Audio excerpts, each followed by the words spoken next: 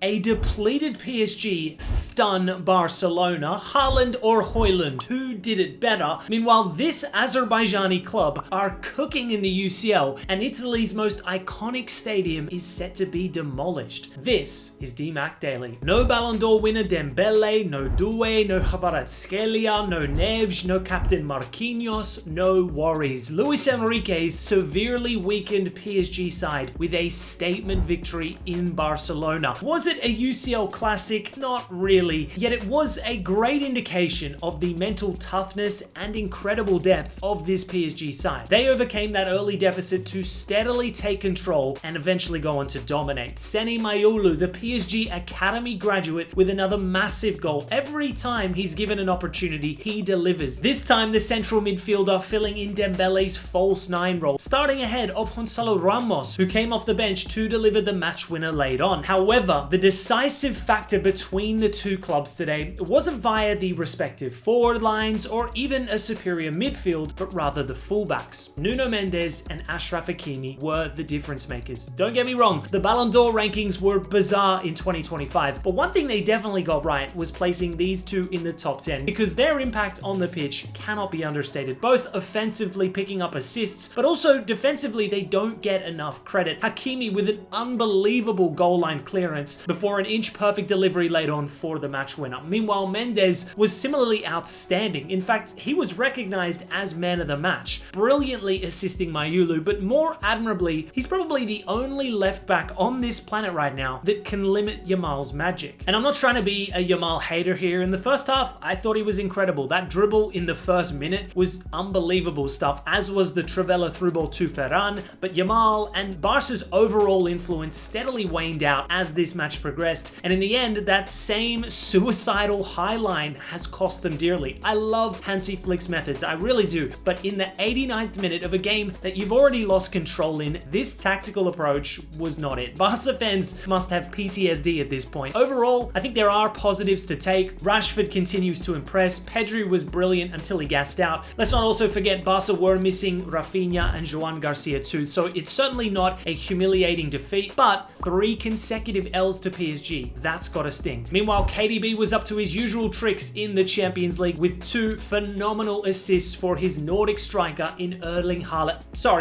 Rasmus Hojlund. Yes, the Danish forward is channeling his inner Scott McTominay, free from the unparalleled toxicity of Manchester United and delivering in unison with a midfielder who was previously his biggest rival at Man City. There's even an element of disbelief from Hojlund himself at the current situation. I mean, just look at his latest Instagram caption. It's objectively wild that he's already got the same number of goals as United's new £200 million frontline combined, but his qualities are seemingly perfect for Conte's system. And in regards to KDB, this guy is still elite. Both assists were of the highest caliber, taking his UCL total to 31, sat only behind Ronaldo, Di Maria, Messi, and Neymar. Beyond that, no other player in the last decade has accumulated more assists in the tournament than the Belgian. The only problem I fear with KDB at Napoli is future agitation working under Antonio Conte. He took offense to being subbed out the other day against Milan, to which the Italian spoke out, issuing a stark warning. Sometimes those who don't know me make mistakes. It's up to me to correct the situation, to reiterate certain concepts to the entire group, so that once you give it a try, the second time you don't. KDB, you have been warned. Moving to his former club at Manchester City, aka Haaland FC, and the Norwegian was at his brilliant best once more. 2 fabulous goals against Monaco, so much for the tap-in merchant allegations, a delightful dink over the keeper, and that header was just ruthless. That's 52 goals in 50 Champions League games now. Outrageous stuff. He deservedly picked up the Man of the Match award, but as you can quite clearly see, bro was pissed. Why? Because City bottled all 3 points, having not taken numerous chances throughout and then giving away a late penalty. Haaland then lashed out at his team publicly, saying, "I'm pissed off. I think everyone should be. It's not good enough. The mentality is elite. The goal scoring is elite." I mean, Mbappe, Kane, and Alvarez have rightfully been praised for their heroic performances to start the new season, but I think we're low-key sleeping on the robot too. He's got a point to prove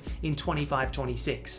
as do Arsenal, who go 2 from 2 in the UCL thanks to another goal from Martinelli, even if it was a tap-in, and also Bukayo Saka to close the show. Look, it wasn't an elite performance by no means, but more positive signs. Another clean sheet, Odegaard had a tremendous game, Gyökeres is looking lively, but still obviously lacking in the goals department. The same can't be said, however, about Nick Voltemada. He previously scored in his first Premier League start, and he's now done the same in his first UCL game. I thought the goal was just a fluke deflection. Then I saw the close-up replay, and it was actually an insane finish. His goal opened the floodgates in what was a dominant victory for Newcastle. Elsewhere, unbeaten Borussia Dortmund battered Bilbao, with last year's top Champions League goal scorer Sekou Guirassy scoring and then providing an assist. Bayer Leverkusen settled for a point at home to PSV, while Villarreal Juve turned out to be quite the spectacle in the end. New signing Mikotadze opened the scoring before Juve defender Federico Gutti went full CR7 with a spectacular bicycle kick. If a more popular player had scored this, the media would have legit gone insane, but there'd be more drama as Conceição put Juve up 2-1, only for the old lady to concede an equalizer in the 90th minute via former player Renato Vega, who had no interest in respectfully celebrating. But before we wrap up this week's UCL coverage, I gotta quickly give props to Qarabag. Whilst these guys may be the giants of Azerbaijani football, they are one of the Champions League's biggest underdog teams. I mean, they had to go through 3 separate qualification phases just to reach the tournament itself. Heading into the 25-26 season, the club had never won a Champions League fixture, yet they have proceeded to make history twice. In matchday 1, they pulled off an extraordinary upset, defeating Benfica, a club that is valued at over 14 times that of their current squad, doing so on their own home turf. And it wasn't a fluke either. They completely outclassed the financially superior Portuguese club. And now, in matchday 2, they have since followed up that brilliant result with a comfortable 2-0 victory at home against FC Copenhagen. Their perfect record moves them up to 6th place amongst all the other European giants alongside Arsenal. Looking at their 6 remaining fixtures, I think there's a serious chance now that they could reach the playoffs or knockout stages, which would be some achievement considering they have the 2nd lowest squad valuation in the entire competition. Finally, we gotta talk about some massive news coming out of Italy. The iconic Stadio Giuseppe Meazza, better known as the San Siro, is set to be demolished. The Milan City Council approved the sale of the land to both Milan clubs for 197 million euros, which has since greenlit their project to bring down the San Siro in order to build a new home for both clubs. The rebuild will reportedly consist of 1.2 billion euros worth of funding to create a world-class 71,000-seater venue, which includes a museum, shops, hotels, and a football field. Now, while some fans will be upset that their beloved historical venue is being torn apart, a stadium upgrade has been long overdue. UEFA recently stripped them of hosting the 2027 UCL final, and in its current infrastructure wouldn't meet the criteria required for Euro 2032, which will be hosted in Italy. It is simply outdated. Even Paolo Maldini, a living legend of Milan, admitted this, stating, "Playing at San Siro is wonderful. The memories are wonderful too, but it's becoming a little outdated for clubs of Inter and Milan's ambitions." So now that a new venue has been approved, what will it consist of? Well, according to Gazzetta dello Sport, the new San Siro will have an oval shape and a fixed roof. Not sure how to feel about this right now, but I just hope the designers are able to deliver a top-notch upgrade. I've never been to the San Siro personally, but from what I've heard, it is truly one of the great footballing venues in Europe. It's synonymous with the city of Milan. The atmosphere is apparently insane, and the fact that it's hosted by not one, but 2 of world football's biggest clubs is truly unique. Anyways, guys, that's all for today's DMAC Daily. Thanks so much for tuning in, and I'll see you tomorrow.